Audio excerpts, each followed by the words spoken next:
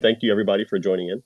Um, this is of course this has to be like the biggest Twitter space AMA on Twitter, if you ask me. Two titans, of course, in the crypto space. You got Treasure and Arbitrum. Um, Before we do get into things, I think we should obviously kind of give some introductions. My name is Hunter. I am, of course, from Offchain Labs, Arbitrum, and I'm the community manager here. We have Size Chat from our side, who's leading the NFT and gaming efforts over here at Offchain Labs, Arbitrum. And of course, AJ Warner, who previously was speaking here. I'll invite him again, who is the Director of Partnerships and Strategy here at Arbitrum as well. By the way, I think John just requested to speak. Yep, just invited him on. Oh, great. New room isn't John.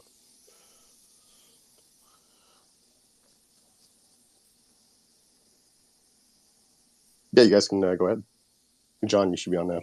Oh, hey, I'm John. I co-founded Treasure with Utah, and I work in growth at Osmosis is my other job in crypto. Hey, I'm Utah. As John mentioned, I co-founded Treasure. I helped with a lot of the initial Solidity contracts, and now I work on the Trove marketplace.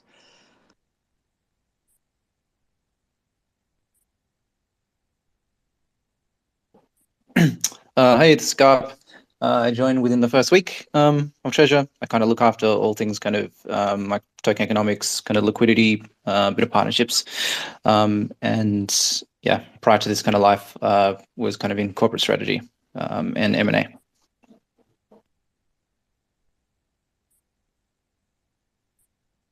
Hey, I'm Ed. I'm the product lead for Treasure. So basically looking after like bridge flow.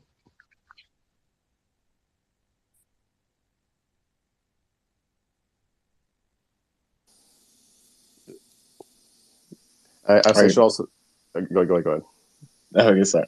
Yeah, I'm Sisu. I help run the Twitter and do ecosystem coordination stuff with the ever expanding Treasure ecosystem. Next up, Tay, because no one's going in order. Sorry, I wasn't too sure. Was I'm Tay. I'm sort of looking after the art side of things for Treasure and Bridge World. Yeah, joined maybe right after the migration chaos was over. The little no pressure, eh? Ecosystem designs earlier, and then just doing art now.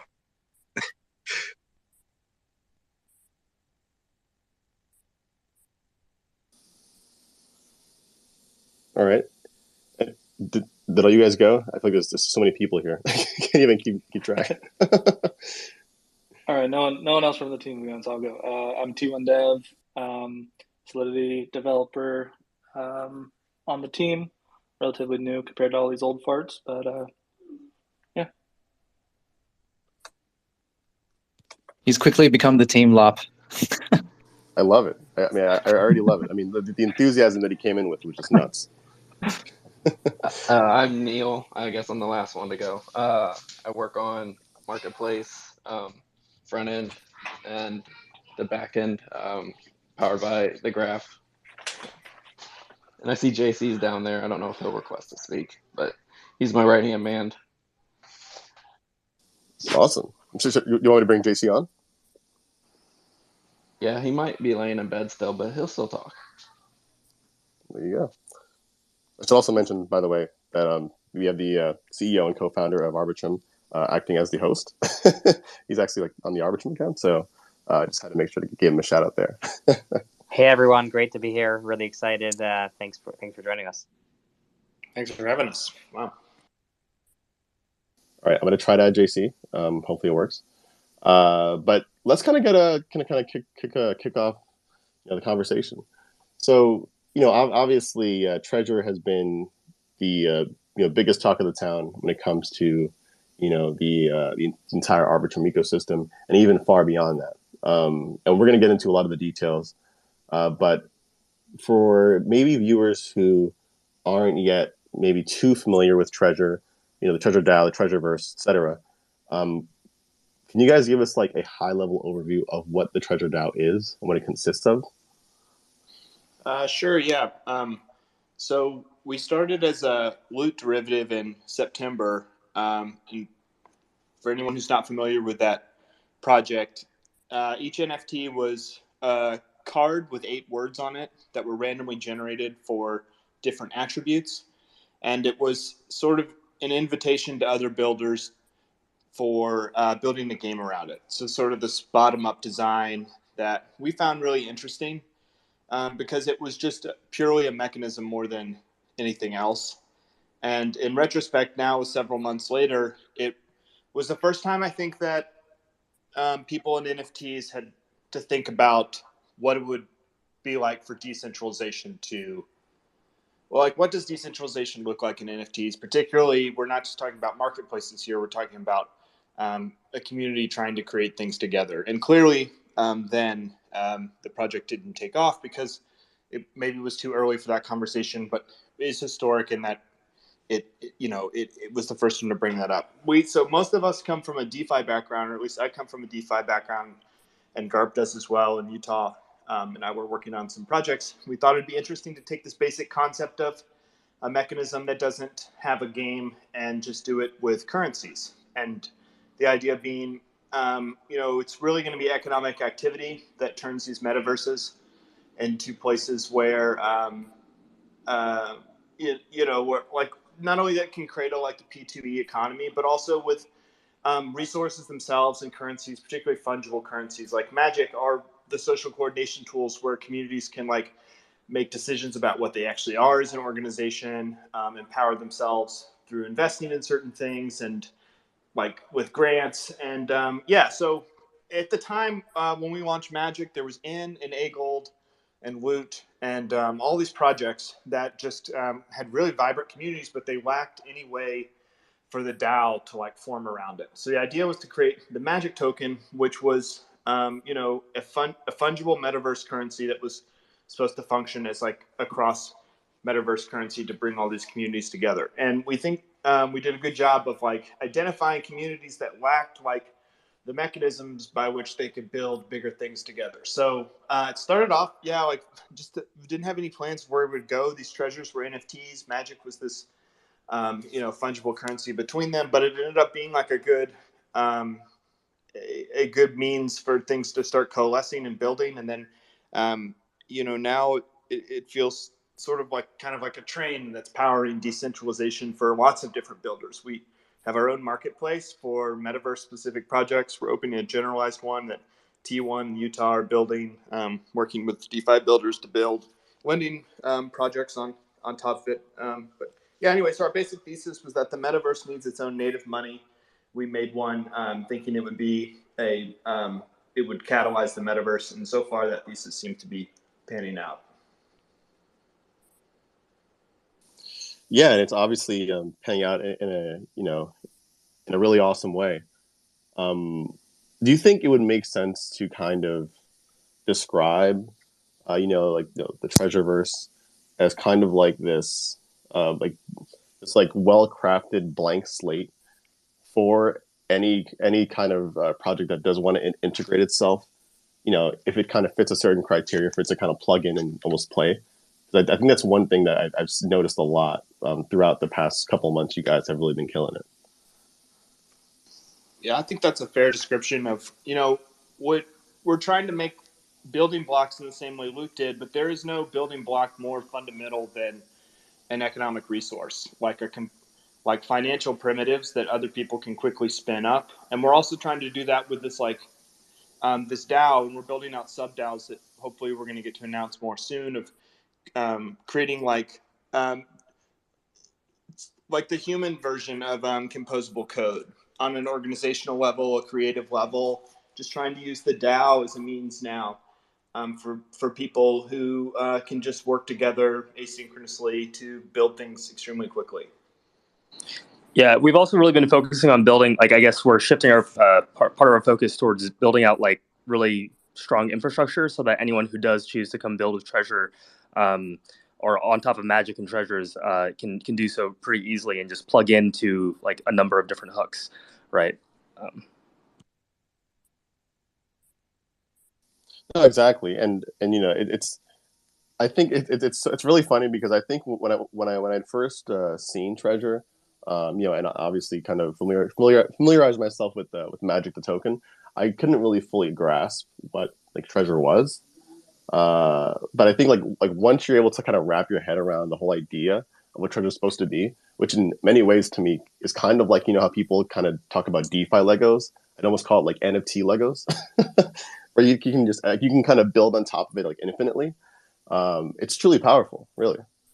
Yeah, thanks. Yeah, I mean, we just want to be like a locomotive for decentralization that's continuing to pick up and just organize all these things, because there had not been prior to 2022 and late 2021 any attempts at decentralization in NFTs beyond like NFTX and a couple other projects. It had to be built out, and it needed like a financialization to like power and to power all of this building and make it actually viable, which is what Magic does.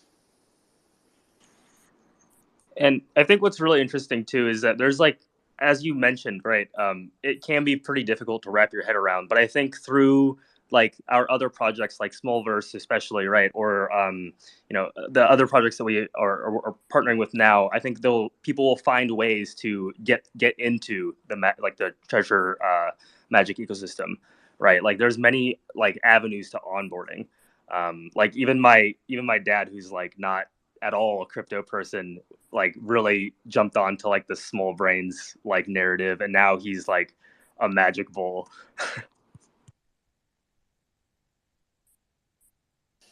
Oh no, likewise, man. It's funny. I made a video quite a while ago about Magic. Not Magic, on Small Brains, which we're going to talk about soon as well. And it's funny. It's like it's like anything in this space, or anything in general, right? It's like you look crazy, kind of talking about something when no one else is, but then once it really catches on and people start to understand it, it's like you're like that one genius in the room, I think it's funny. I saw a Roger Ver post the other day, and the stuff he was saying, I was like, my God, I'm like saying the same thing Roger Ver is or whatever. But in a way, I think he's right. Those Bitcoiners, that they were right that like there is no tool like a fungible currency in terms of organizing groups. There's just no way around it, and NFTs are going to increasingly learn that. First probably dealing with their own internal IP, but then also just like trying to build out things together. They're just not going to be able to do it without some form of money catalyzing the whole thing. Yeah, and obviously on that note, I think Size might have something to say about what's underlying the your ecosystem, which is Magic. Let's see. And if you want, you can actually, if you don't mind, could you actually kind of go into that a little bit? Like what Magic is and how it kind of plays a role in a way. Yeah, that's exactly what I was going to say. Just how Magic plays a role in your ecosystem. Apologies. Didn't know if you're connected or not. No worries. So in a way, our metaverse is structured around Magic. So in the Treasureverse, we have this like resource game where you're trying to use your legions and your items to craft instruments to acquire magic, and then magic is used to do things in this world. Like in V2, it'll be how you kind of go outward to explore and gain land. So the further you move away from like the center of the world, the harder it is to sustain life. So it's a utility token in that way, but in a larger sense, like Bridge World was just kind of a way to get this idea off the ground, where we're building a whole system of decentralization focused on like the marketplace as a metaverse in a way. So like all of the projects listed on the Treasure Marketplace will also be using Magic as like a utility token in their world, like in some meaningful way. If the DAO like decides it's substantial enough, like Magic is powering that narrative. And so all of the value of that world, the community assigns to it. They make friends, maybe they earn money, they get these rare items that they think are neat and they cherish. Like, those things have intrinsic value, and they can back a fungible currency like Magic, particularly because the narrative of the world like requires this resource for the world to continue to exist.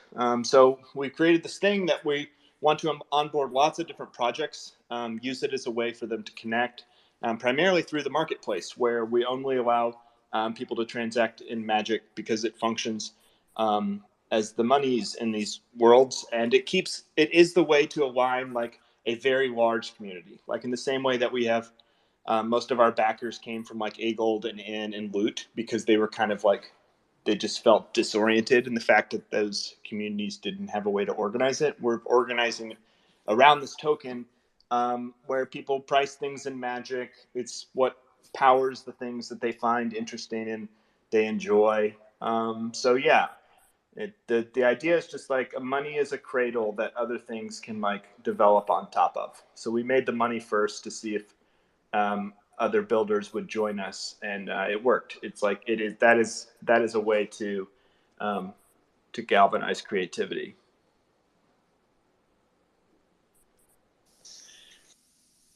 And I think what's so interesting about that is that I'm sure a lot of you guys are familiar with just NFTs in general, and how this past year, while a lot of NFT projects have come out, they usually kind of go the route of obviously making the NFTs first, distributing them, etc., and then coming out with their own token.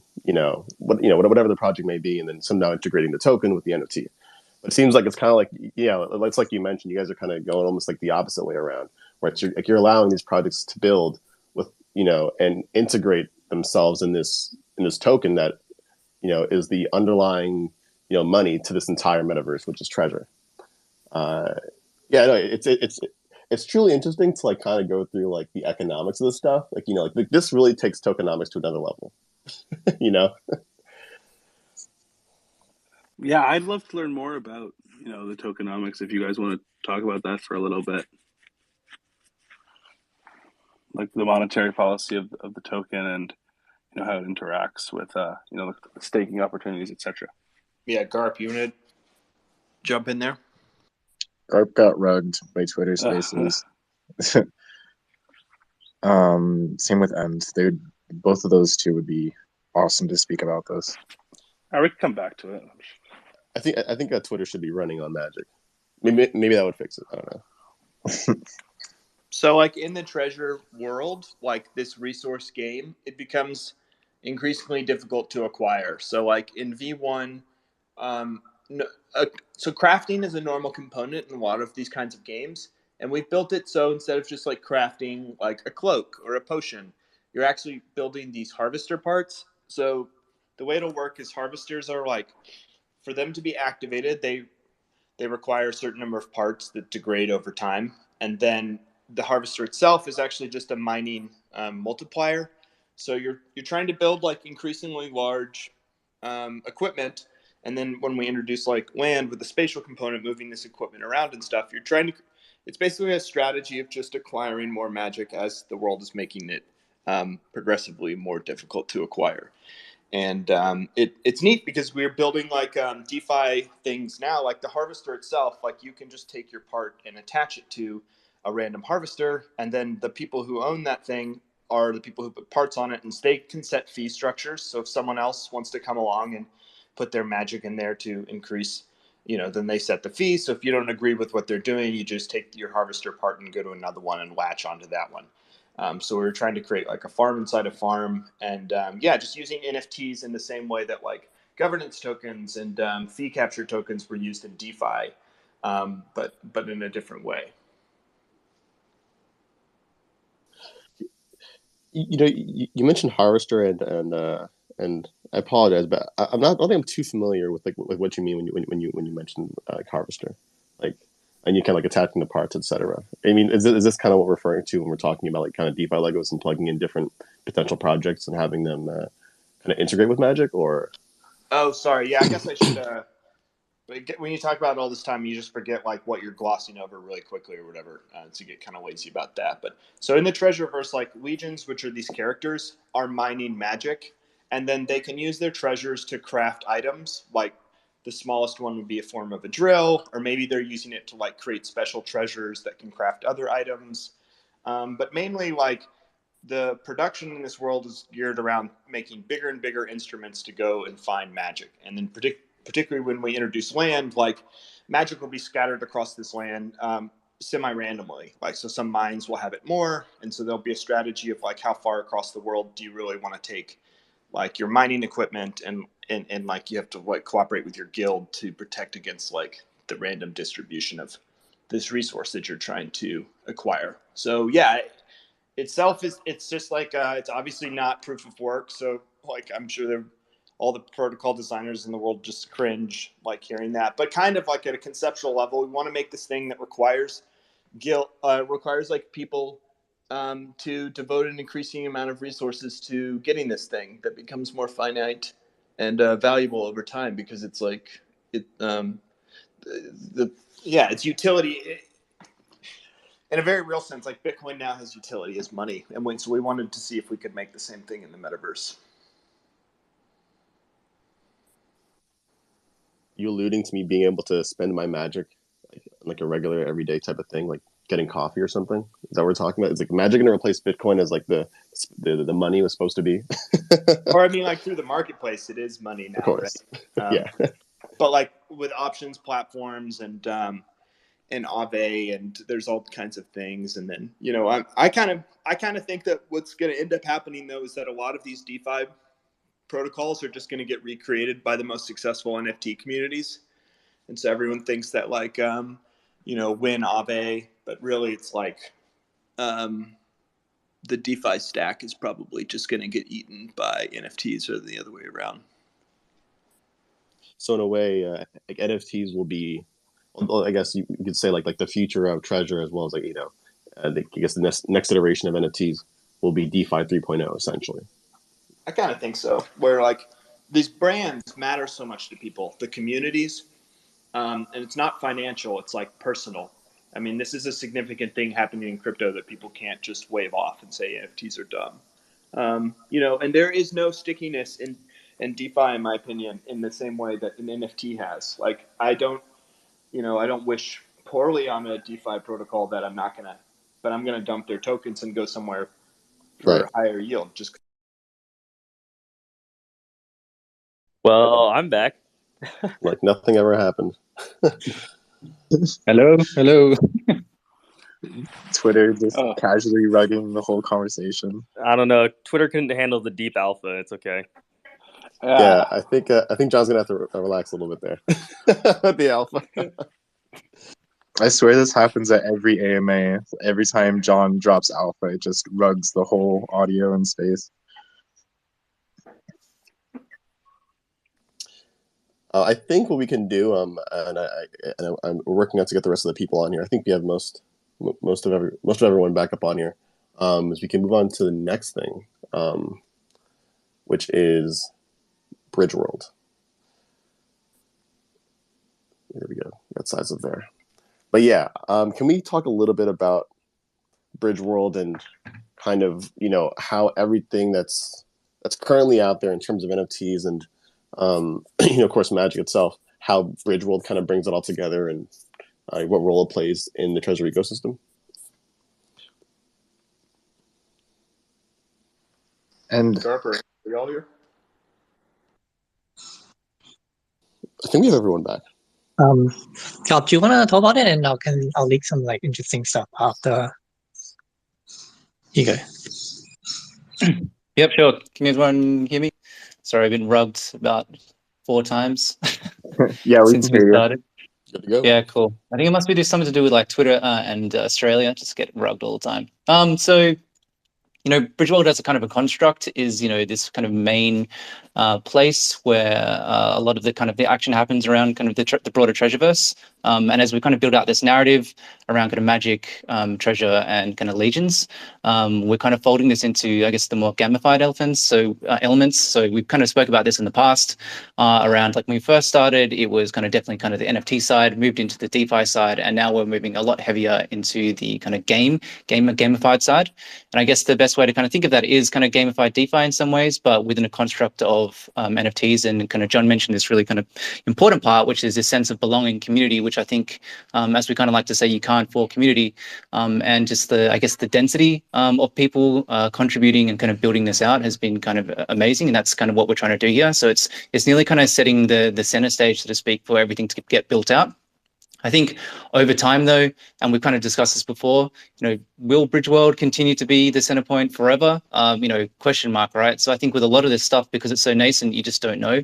Planning out 12 months, let alone 5 years, et cetera, is impossible to do. So you've got to nearly take kind of nature, let it take its course.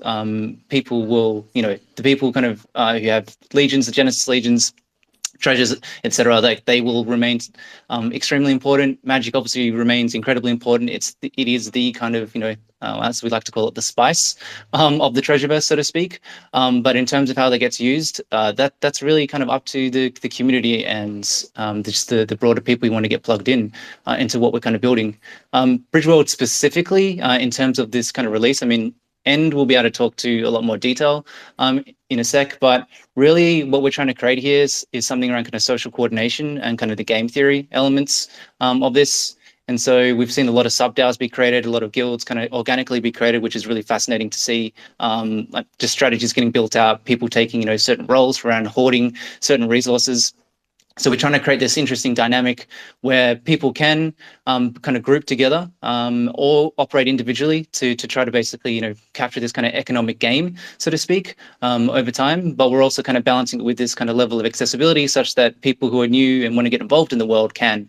And we're doing that through other projects such as, Battlefly, created by one of our, OGs, kind of Ben, which is amazing. But also through some really interesting ideas that kind of End and the team have created, which I'll let kind of End drop that alpha. Cool. So just extending on that, Bridgeworld basically isn't just like a standalone game. What we're trying to do is provide the composable building blocks that form the basis for decentralized game making. So an example of that is later on in 1.0, sub-DAOs and guilds can like propose side quests as well as crafting recipes. So subject to approval, say the Divine Master DAO can actually offer up some like Divine Masters rewards. Or like create an interesting questing or crafting pathway that incentivize community building. And I guess another really interesting thing that we're going to be integrating in Bridgeworld 1.0 is the idea of gamifying liquidity as a function of gaming events or actual like game integration. So in like the first iteration of this, players will be able to wrap their liquidity tokens into like balancer crystals, and these balancer crystal will be able to be used in like questing protocols. So for example, you'll be able to stake certain number of balancer crystals and the game will automate the questing loop for you. So you won't have to be there clicking buttons every 8 hours, for example. And I guess towards like the end of season 1, we're really interested in trying to gamify or using these like liquidity wrap liquidity tokens as a function of gaming or world events. So without leaking too much, an example of this could be, say, like a dragon comes and attack Bridgeworld, and players would have to like stake the balancer crystals into this draconic altar to like remove the debuff that the dragon may potentially apply in Bridgeworld. So yeah, that's just something, some different ways of thinking about how to gamify liquidity. Yeah, and just I think extending on that, like I think the whole notion of like a meta events, one of the biggest things that we've seen, this is across all of the projects kind of related to us and kind of working with us community as well, is that people just love kind of working together, creating these little subgroups, communities of interest. It's just the fact that you can kind of hang out with your friends and then start, theory crafting, and just like building this kind of really strong bonds. Like to me, that's kind of what the metaverse is. It's just like connecting with other people, like digitally, in a way. And so what we're trying to do is create kind of nearly events that can trigger such that you would need to kind of bandy together, whether that's kind of a global event such that, maybe there's some humongo kind of global event that happens within Bridgeworld that people have to band together, like Ed kind of mentioned, which might be a dragon, or it might just be another event such that, the harvester owners now need to kind of fend each other off, and there's this kind of natural tension. We've been working with an amazing economist throughout this who's really been helping us kind of walk through balancing kind of this kind of macro, so to speak, environment such that you don't have this kind of perma advantage from people who just get in there from the start. We want to kind of keep things fresh and vibrant such that people want to continue engaging with us over time. And it is very much a balancing act. It's literally like managing a real economy. So, everything's not going to be perfect at the start, but we will be able to tweak it. And we're taking lots of feedback from the community to do that. So hoping that everyone's going to enjoy it. The cool thing too is since we get to do this in a fantasy context, like The Economist his mind can run wild on like mechanisms to prevent like one guild from getting too powerful. You're not constrained by anything that you are in real context, but the value creation can be just as real. So it can be inherently money. I think one thing, I definitely remember you guys mentioning before, at least seeing somewhere, maybe on your Discord or somewhere similar, that you guys had hired an economist to help you kind of, manage, how Magic would work, and how like the different, I guess you could say, projects would kind of plug in. And it's definitely something that I think is like underappreciated in crypto, like having someone that knows pretty much how tokenomics should work. Because although let's say you have a ton of games that are out there right now, obviously, that people play all the time. Like gaming it on its own is a huge industry. But like even if you take it to back in the day, I'm sure a lot of you guys have played RuneScape before. Like a lot of these economies in game, although it is a game, like they tend over time just crash, or inflation goes through the roof. In a way, you kind of have to have that mindset of developing your game as if it were like a real life economy with people living in it. And I think the metaverse is going to be kind of a representation of that as time goes on. I think so too. I think in 2 years, it's going to be, all these things are going to seem much more real, like in their market caps and their like how they're being used elsewhere in crypto, and people will say, wow, these things are actually real assets. So one of our longer term goals is we're trying to use treasures as treasures themselves kind of failed as NFTs. I think the initial goal was to have people fractionalize them, and then start trading them so that they would be fungible and have comparative value and stuff. But it just didn't play out like that. But if we develop these universes in parallel and really strive to make not only their metadata pretty uniform, but also just have the DAOs or whoever agreeing to basic skill upgrade, frameworks, like how difficult it is, how much work the user has to put in, so that you could say that these metaverses are roughly comparable. And then at that point, if you have an economist who can help you sketch it out, and they're borrowing resources like the liquidity depth you can get for some of these totally made up resources will be significant enough where I don't know how anyone could say it's not a real asset in the way that something else is. Yeah, and just to iterate on that, I mean, I think where the world is going just more broadly is we're all kind of like digital natives, right? We've kind of been growing up in this. COVID's accelerated digital adoption. People's parents, even their grandparents are kind of living this kind of life. Even my own kind of parents as well. We're pretty old. They're kind of getting into it slowly, but this is less of a this kind of weird magical internet money, and it becomes a lot more real as traditional companies do move into the broader space of quotation mark metaverse. Kind of we're kind of it's native to us. We're kind of building something from the ground up, which I think invariably they're going to try to adopt or co-opt in some way. I think kind of to John's point, we're creating this kind of resource and economic model that people can plug into, and it will evolve over time. I think the biggest thing is, we've only been around for 4 months, 4 or 5 months. It's such a nascent space. Metaverse is a concept. Yes, it's been around probably, a long time, since Second Life, all that kind of stuff. But, in terms of hitting scale, again, relatively new. So we actually don't know what's going to happen, right? And this is the most fascinating part about it, is that we can literally take it any direction that the kind of market wants to, and doing it ground up such that anyone can kind of plug in, community can build, law through the BART program, projects plug in, create you kind of demand supply around the resources that we have. It's really fascinating just to see how it plays out. And so, we're not trying to play God in all this. It's just creating a framework such that people can plug in. I think that's the coolest part. And that's the kind of the strength of the community that we've built. Yeah, we're trying to do the opposite of creating quests. How do you make decentralized consensus in metaverse worlds? Well, firstly, you need some form of governance token, but we're also trying to push ourselves to not just fall into this trap of one token, one vote that created these plutocracies full of completely apathetic participants. Even the whales themselves were apathetic. So how do you use NFTs to create a system of authority, so that like lore can not only be like canonized, but you have like some degree of faith in the people choosing that, and that they aren't like tyrants, and it'll continue to decentralize. That's hard, you know, and it's like a kind of a human version of a blockchain in a way. Sorry. This call is not recorded after they got rugged, so just putting it up there. That Don't worry, we got someone on OBS recording it. No worries. Oh, right. Yeah, amazing, thank you. Yeah, no, I think that's I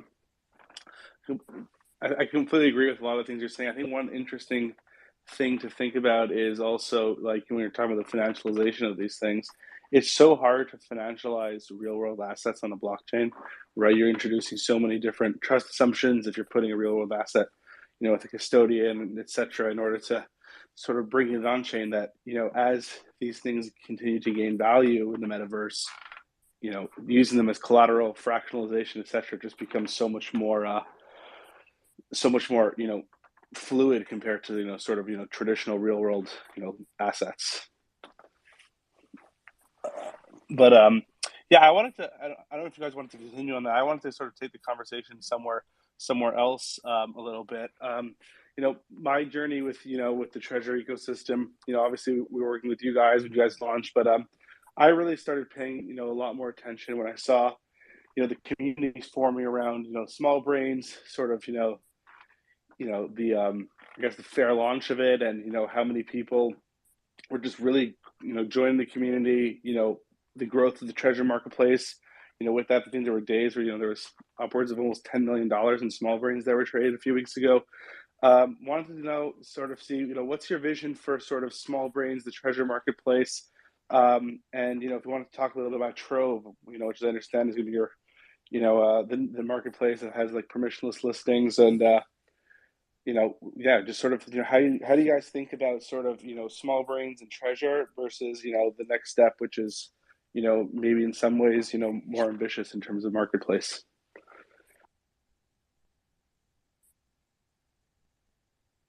Trove team, want to go? Yeah, so I guess as far as like Trove goes, I think that at least my thesis for Trove is that the platform should serve its users, right? And the users being the buyers, the sellers, and the collection owners. And also, like, kind of in the spirit of Treasure and like kind of like the spirit of NFTs and where NFTs are going, we want to add like a lot of gamification elements. And so, you know, part of that is kind of like incentivizing collection owners to, I guess, serve their buyers and their holders more.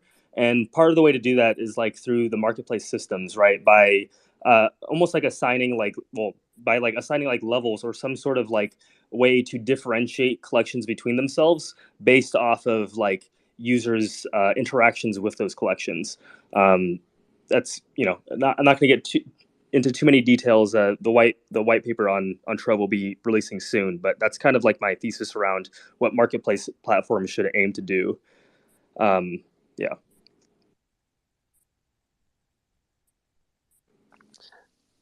And I think just in general as well, because I don't know. I'm sure everyone in the crowd as well is really very, very excited about Trove. I definitely am. But like, even in terms of Treasure, you know, obviously with Trove coming soon, you know, both Treasure and Trove, sounds really weird saying both of them because they both start with T, are going to be playing completely different roles. Because obviously Treasure is going to, from what it sounds like, is going to be a lot more kind of focused on obviously the Treasureverse, and more so maybe on Magic. It sounds like. Can you kind of give us a couple of kind of differentiations there without giving us too much alpha, I guess? I mean, you know, we love alpha, but, you know. Yeah, for sure. So basically, with the Treasure marketplace, yeah, it'll be denominated. It is currently dominated in Magic, and it is only sponsors or features projects that are like deeply integrated in the Treasureverse. On the for Trove, initially it will only be like denominated in ETH, and like projects on there don't necessarily have to be integrated into the Treasure ecosystem. However, there will be like this graveyard mechanic where, like, you know, any NFTs or things in your collection that you know are kind of embarrassed of or like happen to go to zero, you can like kind of re-roll them, right? And in exchange for re-rolling them, you have a chance at earning some sort of component from the treasure from the Treasureverse, and that's kind of like will act as like this, or we hope that it kind of acts as like this like revolving door where people will be able to earn this some piece from the Treasure ecosystem, and that will get them give them a reason to look into Treasure more and maybe interact with the ecosystem itself, and maybe stake in Bridge World, etc. Yeah, I think just to kind of extend on that as well, I kind of think of the Treasure Marketplace as nearly kind of the centerpiece that binds all the kind of. Rugged? Oh. Mid talk, Rugged. Nice. It wasn't even Garp this time. Yeah, I can continue on Garp's thought. Oh, sorry, it was. He's still here though. Just his mic. Yeah. Looks like maybe. Yeah, hold on. Let's send him on. I think if he's coming back on here. If he gets rugged again, then you can just go. Yeah, we're good. You're good. Yeah, we can hear you. I think that's that's the 6th time I think I've got rugged. Australian internet is pretty good. Sorry, where was I? Yeah, so the Treasure Marketplace is kind of the centerpiece that binds everything together. And that's why it's dominated by Magic, and John made this really strong point, is that because everyone needs to kind of transact, and it is like the currency of account that people kind of refer to, and they need to kind of build within and use as a kind of key aspect within their ecosystems. That's kind of the key thing around, I guess, the Treasure ecosystem, is that we're building out and nearly co-designing quite a lot of the token economics with a lot of the partners. So, a lot of them at the moment are internally seeded. So we, think very carefully around how that's kind of designed. And then any, additional ones like Peekaboo, as an example, we work with that team hand in hand to make sure that, whatever is in there in terms of integrating Magic is a vital part. And that doesn't necessarily need to mean like Magic's the only piece, but it is a really important part. And, John, maybe you can kind of speak to this kind of notion of like Magic as debt in some way as a concept. Yeah, so we're just hyper focused on who is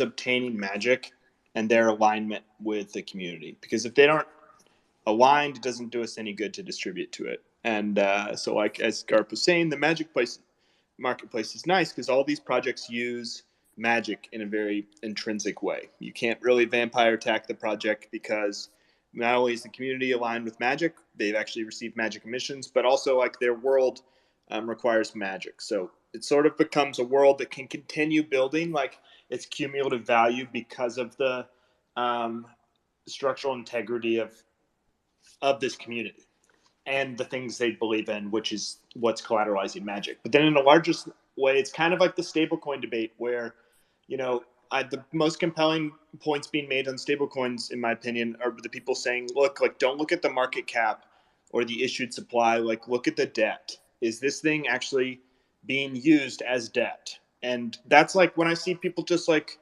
wash-trading the crap out of Looks Rare tokens and they're going all over here and there. It's like, this isn't a community. Like, these people aren't aligned. It doesn't matter what its market cap is or the issuance. You have to look in the way it's like ingrained in systems that are like progressively building value, because that's like currencies that are used to denominate debt have real network effect in a way that like a giant market cap is not network effect. Yeah, I think kind of building on that as well, like John kind of mentioned this with the original DeFi Summer, it's just mercenaries coming in, they get, the farm, they dump it, and then they leave. Like, there's no loyalty, there's no kind of buy-in into what they're actually building. I think kind of we've proven from the start, if not by design, but kind of nearly grassroots, is that people kind of buy in not only to the vision, but to each other, and they're building on each other. You can kind of see that with Smallverse, like there's like genuine kind of love for each other, and just the people kind of building on, and which kind of goes to the whole, composable building blocks, these ideas that kind of get built on multiple times. It just creates so much density and thickness of community. And again, you just can't fork that. Like, you can come along, try to come up with similar idea, but there's no way you can kind of replicate just the passion and just the talent that the community has around this, and underpinning that all being kind of Magic. And that's kind of what binds it together. You kind of put those things combined and it creates a very strong and deep moat. Facts. You can't duplicate Garp. To kind of actually build on top of that a little bit, I want to get into the topic of community. A community is definitely one of the biggest things, if not the biggest thing, I think about that that kind of makes Treasure, I think, so crazy. Obviously, I mean, I think there's over 1,000 people in this Twitter space right now, so community includes everyone in this call. Yeah, what is the thought process that you guys had going into kind of building all this when it came to building that community? And I bring it up because you mentioned a little bit ago about people kind of coming in and potentially buying things and kind of just being really toxic in the Discord, etc. And maybe even having people kind of come in, leave instantly, not really having sticky community. How did you guys go about getting this crazy community that you have now? And can you kind of explain, how it came to be? Yeah, we were reflecting on that recently. I mean, we do have an unbelievable community, and some of it was complete luck. And then to me, there are three things. The first is that Loot was like a ready to go genius blueprint for community building. It just missed the social coordination tool, which was the token. And when we saw Loot, it was like a light bulb. And with the way that the N and A Gold communities were positioned, there was like something. The second is I think Loot was hurt by Dom Hoffman, his fame, because he created a blueprint for a bottom up community building strategy, but he co-founded Vine, or I think Vine, and is a famous person, and you can't really have a cult of personality in a bottom up. And then compare with me, and I had 100 Twitter followers, and I'm older, I'm in my mid-30s, I have a family, and I had basically failed as a crypto builder, and failure brings humility, and so what he had created appealed to me because I wanted to be in a community where I was building, but I wasn't the only one doing it. And, life had given me enough knocks where I think I could, I and the others here functioned as the kind of leadership where a community could grow. And then the third is just it was just a complete accident that, Tay here is the former head of graphics at Netflix, and just volunteering to do work for us until we figured out how to pay him. That's just once in a lifetime luck for all of these talented people to come, and I'm just so happy and blessed by the whole thing. It's amazing. You know what? And go for it, Stacey. Go for it. Yeah, no, I mean, I think that is a really fundamental aspect of Treasure as a community.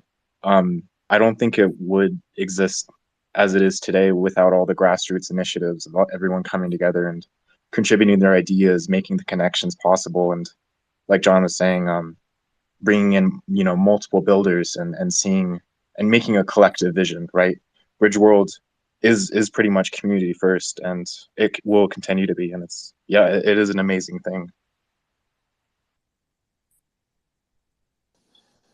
And yeah, I mean, I definitely just wanted to add in there that I think community is definitely one of the hardest things to acquire in crypto. I think people say TVL, liquidity, and all that stuff is the hardest, but community by far, a good community, is really hard to come by.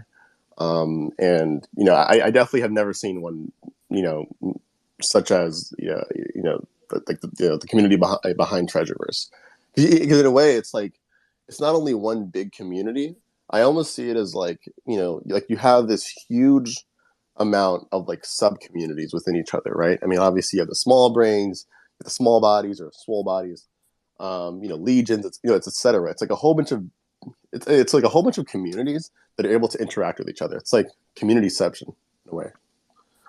Yeah, it's been amazing. I mean, there really are I just keep talking, and then I'm saying oh, we have all these wonderful people, but it's just me talking. But there are probably 20 people who they contribute something so unique that the project couldn't have scaled without them.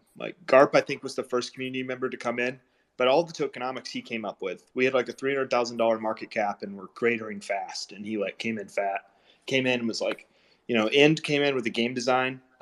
Cheese, who's not here, he was our front end designer, but he's an artist. I mean, the Treasure Marketplace is just this. It's gorgeous, and when we saw what he and Wise had made, we're why don't we just make a generalized marketplace? This is better than OpenSea. So every single person who came brought some skill set where we just started scaling faster and faster, and It's unbelievable, really. Shots fired there. Shots fired. Wait, who was the shot against? Pilot on OpenCIC. Oh, our site looks better than OpenSea. I'm open about that. Treasure Marketplace looks amazing. That's all cheese. It's a good site. Yeah, Cheese is a legend. I still remember I randomly like cold DM'd him after he followed me. He was like one of the first people to follow me from like CT, I guess, or from Treasure. Anyways, I just messaged him. I was like, hey, I see that you're a front end dev. Do you want to work with us? And yeah, the rest is history. It's honestly so amazing. Again, like, you know, what having like a great community can do, and like what just like those small little things, like just someone wanting to start something on the side, whether it be, you know, they're working full time somewhere else and they want to kind of start working on Magic or Treasure, I should say, you know, as like a side thing, and then all of a sudden it becomes their main thing, and then before you know it, it's like this huge, you know, like crazy project. It's really cool to kind of like hear the story and like hear like, you know, you guys' experience building this entire thing. And obviously I'm sure it's going to get even crazier as time goes on, you know, with all the new things you guys have coming out. Yeah. Wait, you go, John. No, you go. I was going to say, like on the point of kind of OpenSea, and you know, just with the marketplaces coming out, I think, you know, having it built by the community, and you know, being very DAO oriented, we want the community and obviously the DAO holders to kind of benefit in the growth of the ecosystem. So you will start to see this a little bit of an alpha drop, some, you know, growth benefits going back to kind of stakers, right? So Magic stakers will be definitely kind of rewarded as the ecosystem grows. And that is directly related to, you know, nearly the equivalent of GDP, so to speak, through kind of marketplace. Oh my God! Can someone bring up the Magic chart, please? I'm like afraid people are going to start bumping up the price. Did it go to zero? What's the? No. I hope it drops. I need to load too my much bags alpha. up. Way too much alpha. To kind of end off this community piece here, I kind of wanted to kind of throw a bone to one of the community projects. Sorry, one of the projects that came out of the Treasure community. And you can correct me if I'm wrong, if you know, if I'm off base here. But Toadstools, which hasn't come out yet, but seems to be like I mean, I think they have over 36,000 people in their Discord. Can you guys like?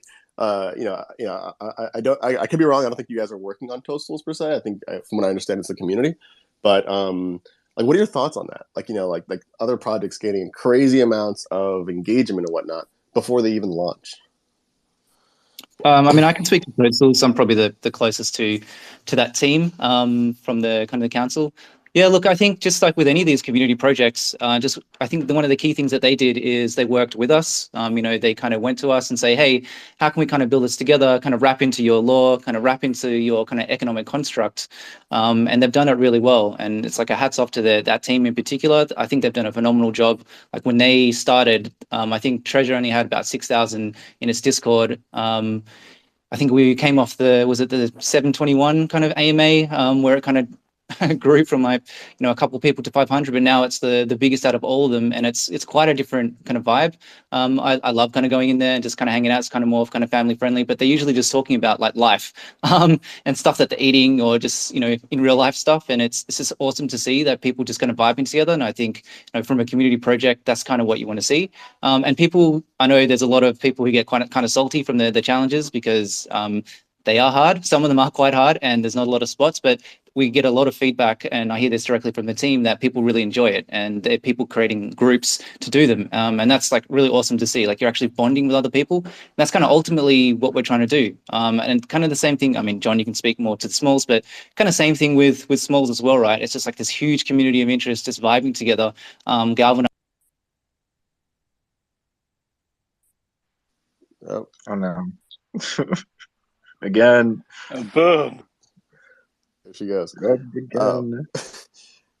You know, John, I don't know if you were going to pick up where he left off. I know he's better kick it over to you, but yeah, no, it's you know, especially those little croaky challenges. I mean, I love doing them personally. I mean, I haven't won one yet, you know, but still, it's still fun. You know, I think. Oh, for like the Smalls whitelist, or which? So Thanks for Toadstools, right? For Toadstools, yeah. It's funny. Like I think the Smalls whitelist was like you had to go ahead and make your own small, correct? Mm-hmm. Yeah, we just stole that from Mushrooms. People were like, "Oh, good job on whitelist." It's like I just did. We had to think of a thing to do really fast, and Olympus did that like earlier in the day. Great project, great people. Shout out to them. I love that community. All right, I think we're also getting Garp back here in a sec. We can kind of see what happens there. But I do want to be cognizant of y'all's time as well. It looks like we kind of are hitting the hour mark here. Did you guys want to, after Garp finishes his thoughts, kind of throw some questions to the community, or do you just want to wrap it up soon? Yeah, I think we can take a few questions from the community. Awesome. And then can drop some alpha at the end, and yeah. More alpha? Oh, yeah. Great. Okay. Also, maybe give a shout out to the DGen Moon Boys channel, as always. Yeah, let's go DGen Moon Boys. That's my favorite channel. I am always in there.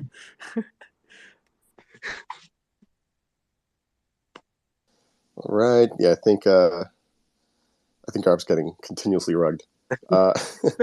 If there is, oh, here we go. Okay, looks like we're getting ended back on.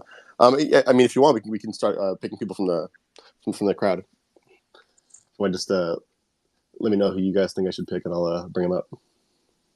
I just want to give like a big shout out to like Risotto, Stu, Timo, and Commonopoly who helped us with like the game guide, with the design and the art, as well as all your Kurt, and Peter, and all of the core contributors.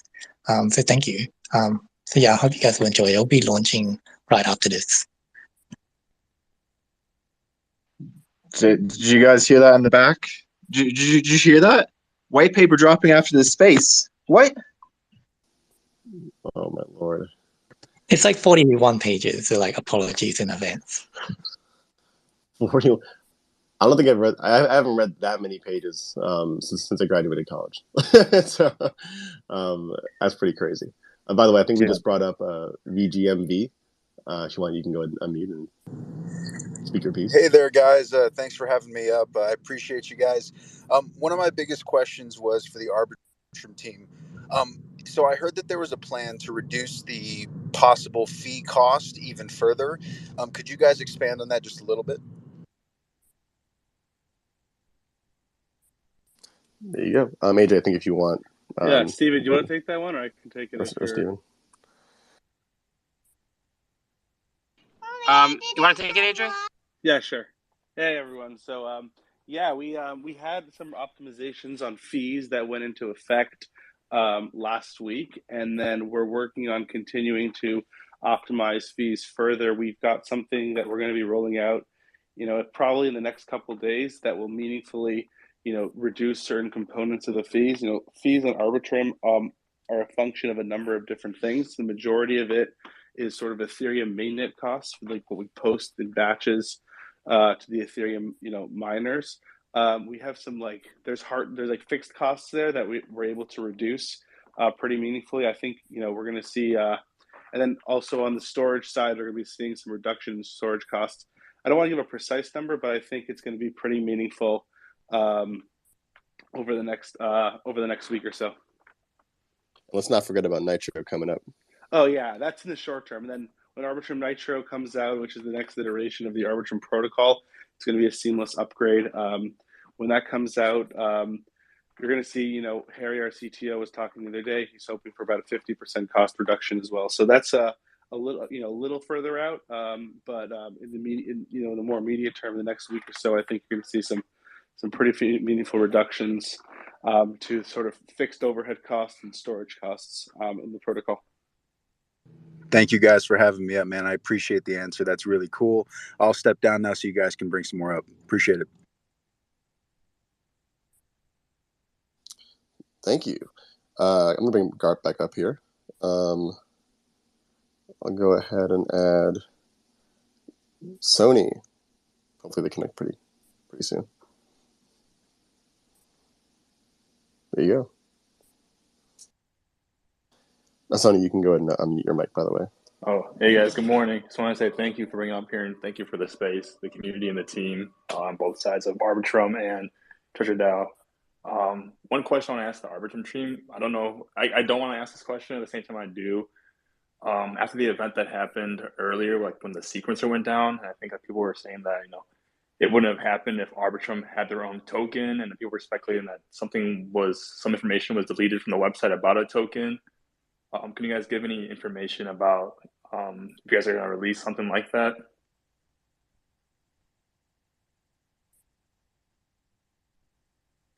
Yeah, so I think the people who were saying that the sequencer wouldn't have gone down because of a token we're just joking. It's kind of like a meme how like if you have a token, it could save everything. It was, it was a hardware DevOps thing that happened that was obviously nothing related to a token. On a token, no comment for that for now. But the DevOps issue has nothing to do with a token. Awesome. Thank you so much, guys. Shout out to the Moon Boys, DGen's chat. I love you guys. Treasure DAO, Arbitrum. Thank you guys so much. Love your small, by the way. Oh, thank you. I love your small. Oh, I'm so sorry. Thank you so much, Sonny. All right. Who else should we bring on here? We got a lot of people requesting. Dude, when do you guys want to just call out who I should bring up?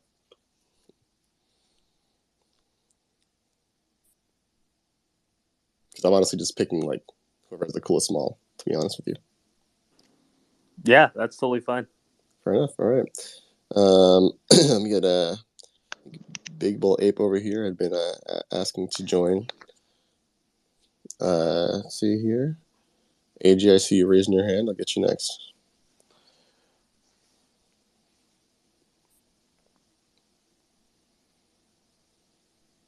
All right. Big Bull, you should be good to go. Hey, thanks for bringing me up. I just had a can you guys hear me? Yep, Yeah, good. cool. I just had a quick question to the Treasure DAO team about more on like the small world, like metaverse kind of thing. Will you guys be integrating DeFi products, if you can say, into like the metaverse small world as well as the games, or will it just be the games? Thank you. Oh yeah. We're I'm super optimistic about that. We just started, but there's a product that someone built on top of Smallverse, the small metaverse. It's hilarious, and it's really thought-provoking. They're going to launch their V1 like next week maybe, but it's a DeFi protocol. And beyond that, I've been like kicking around this thesis that maybe, like NFT communities become the service providers. I mentioned earlier, like it eats the DeFi stack, but I mean, why can't these things like a Bored Ape Yacht Club eventually be taking over like distribution for companies? In the same way that like a DeFi protocol doesn't have stickiness, I don't think a traditional company does versus an NFT community. So they came up with this thing that's like it's a super interesting. I can't say anything more, but yeah, it's like a kind of protocol that's going to be on top of Smalls, but I really think it could like start supplanting not just like DeFi, but also like real world things. But we'll see. Cool. Thanks, man. I'll jump down. Thanks, guys. That's all. All right, AG. Hi, guys. Firstly, a hearty congratulations. I'm sure it takes a lot of enthusiasm, passion to pull off something like this. And my question is very basic. First question is, I want to know the whole vision of this entire project, because there are so many DAOs are happening. This is the year of DAO. I have been working with some, collaborating with some, speaking with some, trying to find my way in it. But I'm very curious, the vision, because I think that's where the whole thing falls in place. And what motivated you to come up with this Treasure DAO? Thank you. I think what it's distilled into in the simplest way is if someone truly believes in NFTs and the power of an NFT community, that can not only like back that specific thing, but there is so much aggregated value there that it could back like a fungible currency that functions exactly like money, even though all the constituent parts are totally made up and are just held together by the community's imagination. So like what happens if we try and stick all these things together and use them as like the pillars of monies and social organizations. And that all just started by like inverting loot and being like coming from DeFi, and everyone's like, oh, we'll build a game around adventure gear, and thinking, there's no mechanism for consensus there. You have to start with a financial primitive. And I think that thesis is right. Thank you so much. And one last question, just out of curiosity, because it is very interesting. I have joined your Discord today morning, and incidentally, today evening, the session is happening. It's like 6 a.m. for me right now. And when did this whole thing started? How long it took you guys to build it up? Because I see a lot of magic happening with the team members coming together. Yeah, John and I launched Treasure in it was September, right? John, of last year. Yeah. Whoa, that's a lot of ground covered. 3 kudos to you guys. These Amazing, guys have been amazing. killing it. I swear they've been killing it. Hunter, you said it right. There you go. AG, thank you for your questions, man. Thank you so much. I'll step down. Thank you. Did you guys want to bring on a couple more people, or you want to kind of cut it off here? I personally have to get going, but if the rest of the team wants to keep going, it's fine. I've got a few more minutes, but sure. Whatever y'all want Yeah, to do. let's take 1 or 2 more. All right, I'm gonna bring on Mechanic and Billy because they were both waiting. All right. Mechanic, Yo, what's up, guys?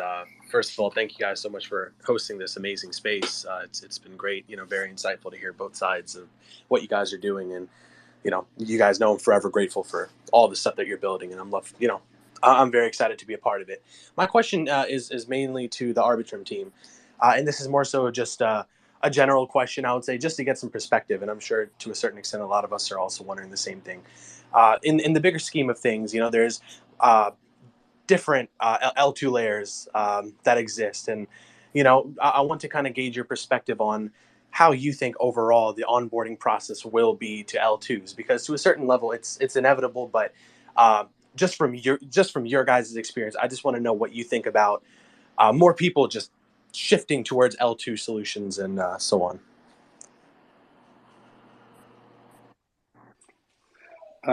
I can take this one if nobody else wants to. The way we think about it is really making it as seamless as possible, right? So like, what's interesting is when we launched, about 4 months ago, I would say 100% of people were coming over the Arbitrum bridge from Ethereum mainnet.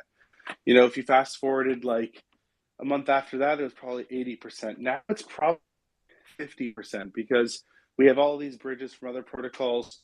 We have centralized exchanges like Binance until you guys all drained their wallet. I don't know if you guys know that, but their wallet got drained, so they got to load up.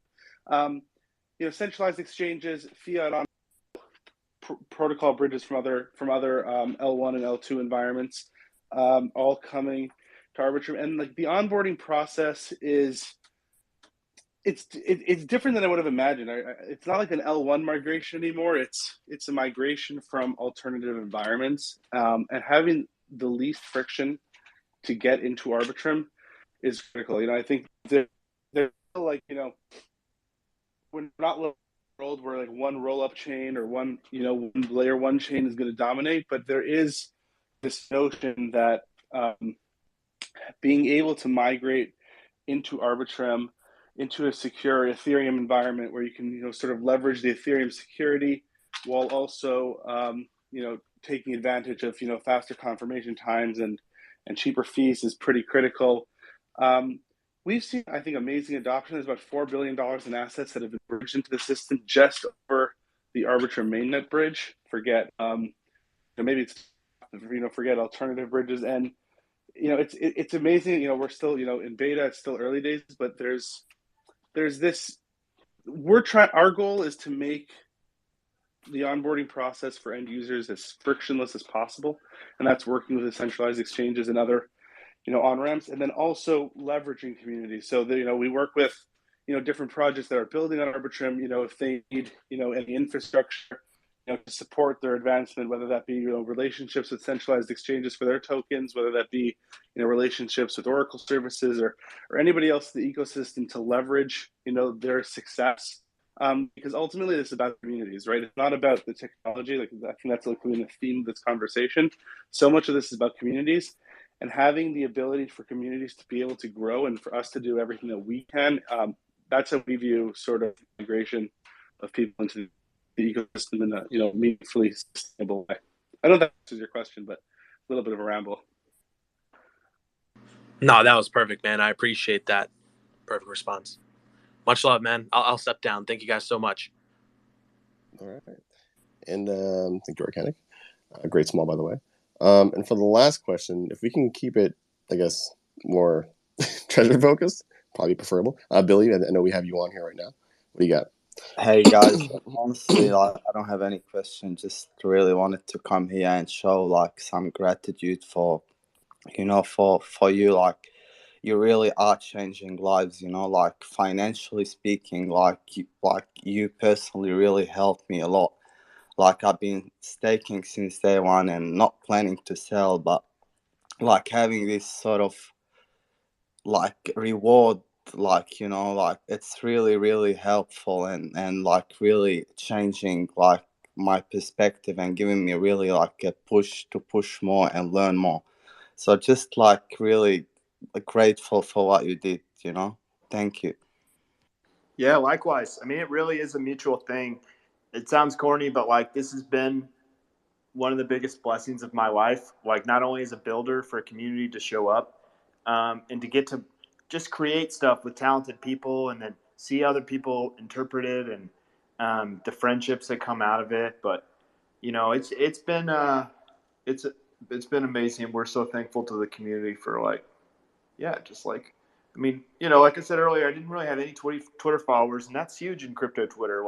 You have to have a following, and I'll be honest, some people that I think are pretty dumb and don't have good ideas, just use their social networks.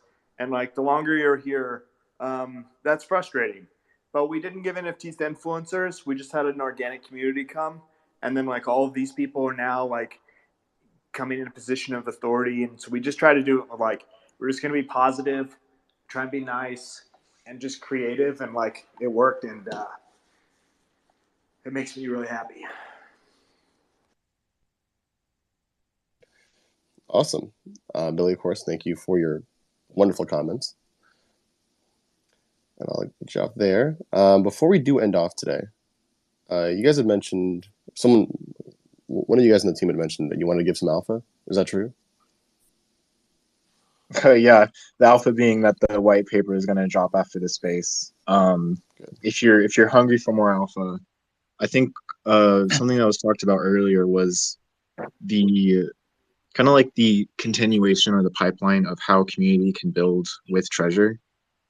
And like Garp was saying earlier, it's best if you reach out to us and you build along with us rather than trying something nefarious or whatever. But on that point, one of the big projects that I think is breaking grounds with that is Battlefly, because that came from a Treasure OG, and they're just incorporating magic, working with us, building the whole game on top of that.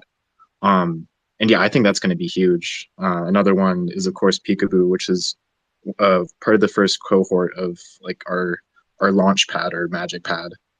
And yeah, I don't know. It's all of it's just we're trying to make an ecosystem, right, that really just funnels into mutually beneficial ways. So getting listed on Trove, for example, and then navigating your way into kind of the core treasure incentives to be incorporated more into the main treasure marketplace. All those are being worked on, right? This whole process. So the ecosystem is going to continue to grow. Value is going to be added for new people and the people who are already in the ecosystem. Yeah. I don't know. It's just like I wouldn't fade the Treasureverse. Oof. Dude, trying to fade treasure or Arbitrum. Good luck with that, buddy. All right. Well, obviously, I'm sure all of you guys are already in a Treasure's Discord, or whether it be Treasure Discord, Small Brains Discord. If you do want to get involved with the community, I'm sure that's the best place to start. And yeah, thank you guys so much for making some time today to make this AMA. Thanks for having us. Thank you. Okay, thanks, Arthur. All right, see y'all. Yeah, See ya. thank you all. White paper should be soon. It's uploading now. Awesome. Let's go. Let's go. No one's gonna say it. All right, I'll say it. GM. GN.